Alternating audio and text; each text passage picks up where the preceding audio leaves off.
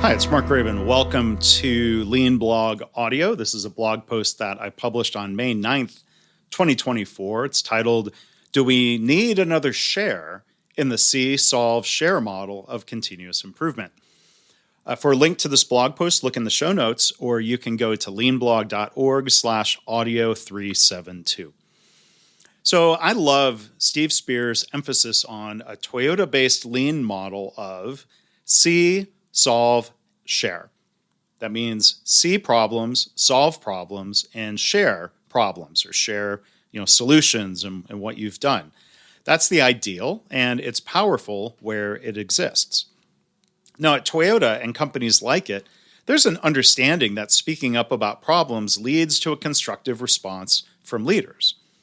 That's sadly not always true at other companies that are starting or attempting their quote-unquote lean journey.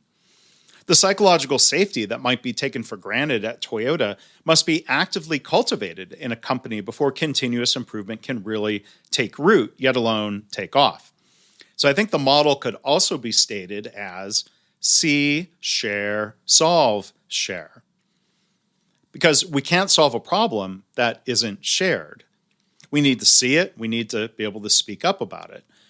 That gets the process rolling so that we can attempt to solve and then we can share what we've done. A lot of times the assumption seems to be, leaders might say, we need to help employees see problems and waste. Oh, they see the problems, or at least most of them. I think the necessary starting point needs to be more like, we need to help employees feel safe to speak up and share problems. So we could say, slightly differently, see, speak up, solve, share.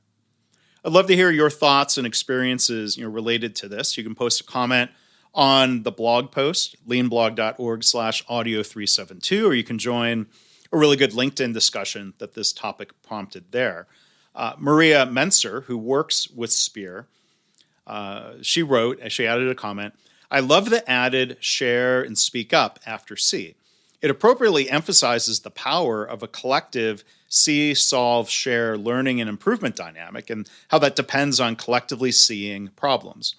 Collectively seeing can only be realized if people share what they see, which requires an environment that appreciates such sharing and management systems that helps make the sharing easier across the organization.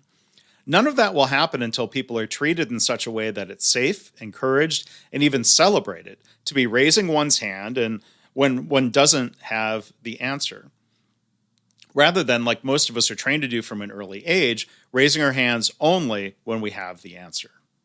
So I love that. Thank you to Maria for participating in the discussion.